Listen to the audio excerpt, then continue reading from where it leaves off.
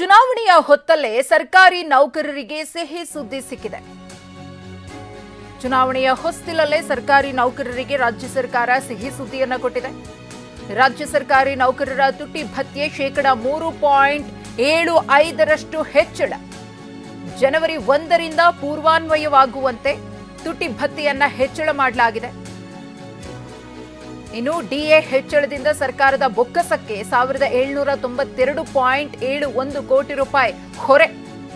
ಲೋಕಸಭಾ ಚುನಾವಣೆಯ ವೇಳೆ ಡಿಎ ಹೆಚ್ಚಿಸಿರುವ ರಾಜ್ಯ ಸರ್ಕಾರ, ಕೇಂದ್ರ ಸರ್ಕಾರದ ಬೆನ್ನಲ್ಲೇ ಇದೀಗ ರಾಜ್ಯ ಸರ್ಕಾರವು ಕೂಡ ಈ ಕ್ರಮವನ್ನು ತೆಗೆದುಕೊಂಡಿದೆ. ಕೇಂದ್ರ ಸರ್ಕಾರಿ ನೌಕರರಿಗೂ ಡಿಎ ಹೆಚ್ಚಿಸಿದ್ದ ಕೇಂದ್ರ ಸರ್ಕಾರ %4 ತುಟಿ ಭತ್ಯೆಯನ್ನ ಕೇಂದ್ರ ಸರ್ಕಾರ ಹೆಚ್ಚಳ ಮಾಡಿತ್ತು. ಇದೀಗ ರಾಜ್ಯ ಸರ್ಕಾರಿ ನೌಕರರಿಗೂ ಕೂಡ ರಾಜ್ಯ ಸರ್ಕಾರ ಗುಡ್ ನ್ಯೂಸ್ ಅನ್ನ ಕೊಟ್ಟಿದೆ. ತುಟಿ ಭತ್ಯೆಯನ್ನ ಹೆಚ್ಚಳ ಮಾಡುವ ಮೂಲಕ %3.75 ತುಟಿ ಭತ್ಯೆಯನ್ನ ಹೆಚ್ಚಿಸಲಾಗಿದೆ. ರಾಜ್ಯ ಸರ್ಕಾರಿ ನೌಕರರಿಗೆ %38.75ರಿಂದ %42.5ಕ್ಕೆ ಪರಿಷ್ಕರಿಸಲು ಅನುಮೋದನೆ ಸಿಕ್ಕಿದೆ. ಪ್ರತಿ ವರ್ಷ ಈ ಬದಲಾವಣೆಯಿಂದಾಗಿ ₹1792.71 ಕೋಟಿ ಗಮನಾರ್ಹ ಆರ್ಥಿಕ ಬದ್ಧತೆಯನ್ನ ಪ್ರತಿನಿಧಿಸುತ್ತೆ. ಈಗಾಗಲೇ ಸಿಎಂ ಕಚೇರಿ ಎಕ್ಸ್ ಖಾತೆಯಲ್ಲೂ ಕೂಡ ಈ ಬಗ್ಗೆ ಮಾಹಿತಿಯನ್ನ ಹಂಚಿಕೊಳ್ಳಲಾಗಿದ್ದು, ನಮ್ಮ ಉದ್ಯೋಗಿಗಳಿಗೆ ನಮ್ಮ ಸಮರ್ಪಣೆಯನ್ನ ಪುನರುಚ್ಚರಿಸುತ್ತಿದ್ದೇವೆ ಅಂತ ಹೇಳಿ ಮಾಹಿತಿಯನ್ನ ನೀಡಿದ್ದಾರೆ.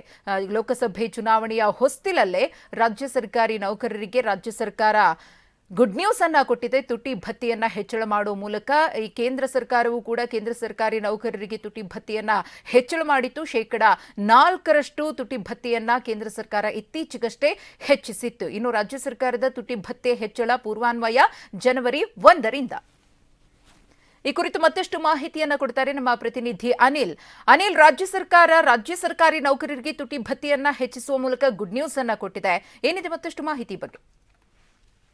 ಖಂಡಿತ ಮಧುಶ್ರೀ, ಅಂದ್ರೆ ಲೋಕಸಭಾ ಚುನಾವಣೆ ಸಮೀಪಿಸುತ್ತಿರುವಂತಹ ಹಿನ್ನೆಲೆಯಲ್ಲಿ ಅಂದ್ರೆ ರಾಜ್ಯ ಸರ್ಕಾರ ಸರ್ಕಾರಿ ನೌಕರರಿಗೆ ಒಂದು ಶುಭ ಸುದ್ದಿಯನ್ನು ಕೂಡ ಕೊಟ್ಟಿರುವಂತದ್ದು. ತುಟಿ ಭತ್ಯೆ ಹೆಚ್ಚಳ ಮಾಡುವುದರ ಮೂಲಕ ರಾಜ್ಯ ಸರ್ಕಾರ ಒಂದು ಆದೇಶನ ಕೂಡ ಹೊರಟಿರುವಂತದ್ದು. ಅಂದ್ರೆ ಈ ಹಿಂದೆ 38.74 ಈಗ 42.50 ಹೆಚ್ಚಳ ಮಾಡಿ ರಾಜ್ಯ ಸರ್ಕಾರ ಒಂದು ಆದೇಶವನ್ನು ಕೂಡ ಹೊರಟಿರುವಂತದ್ದು. ಅಂದ್ರೆ ಈಗ ವೇತನ ಹೆಚ್ಚಳ ಯಾವಾಗಿಂದ ಆಗುತ್ತೆ ಅಂದ್ರೆ ಜನವರಿ 1ನೇ ತಾರೀಕು 2024ರಿಂದನೇ ಈ ಒಂದು ತುಟಿ ಭತ್ಯೆ ಹೆಚ್ಚಳ ಒಂದು ಅನ್ವಯ ಆಗಲಿರುವಂತದ್ದು. ಅಂದ್ರೆ ನಿವೃತ್ತ ರಾಜ್ಯ ಸರ್ಕಾರಿ ನೌಕರರನ್ನು ಒಳಗೊಂಡಂತೆ ಯುಜಿಸಿ, ಐಸಿಆರ್ ಮತ್ತು ಜಿಲ್ಲಾ ಪಂಚಾಯತಿ ಪೂರ್ವವಧಿ ನೌಕರರು ಹಾಗೂ ಅನುದಾನಿತ ಶಾಲೆಯ ಸಂಸ್ಥೆಗಳ ಒಂದು ನೌಕರರು ಕೂಡ ಈ ಒಂದು ವೇತನ ಅನ್ವಯ ಆಗುತ್ತೆ. ಅಂದ್ರೆ ಈಗ ಒಟ್ಟು %3.75 ತುಟಿ ಭತ್ಯೆಯನ್ನ ಹೆಚ್ಚಳ ಮಾಡಿರುವಂತದ್ದು. ಅಂದ್ರೆ ಈ ತುಟಿ ಭತ್ಯೆ ಹೆಚ್ಚಳ ಸರ್ಕಾರಕ್ಕೆ ಸಾವಿರಾರು ಕೋಟಿ ರೂಪಾಯಿ ಕೂಡ ಬೊಕ್ಕಸಕ್ಕೆ ನಷ್ಟ ಆಗುವಂತದ್ದು. ಸುಮಾರು ಅಂದಾಜು ಈಗ 1792 ಕೋಟಿಗಳಷ್ಟು ಕೂಡ ಒಂದು ಸರ್ಕಾರಕ್ಕೆ ಒಂದು ಆರ್ಥಿಕ ಹೊರೆ ಕೂಡ ಆಗುವಂತದ್ದು. ಅಂದ್ರೆ ಬಹಳ ಮುಖ್ಯವಾಗಿ ಸರ್ಕಾರಿ ನೌಕರರ ಡಿಮ್ಯಾಂಡ್ ಇರುವಂತದ್ದು ಅಂದ್ರೆ 7ನೇ ವೇತನ ಆಯೋಗ ಜಾರಿ ಆಗ್ಬೇಕು ಅಂತ. ಆದ್ರೆ ಈಗ ಸರ್ಕಾರ ಒಂದು ಹಂತದಲ್ಲಿ ಇವರಿಗೆ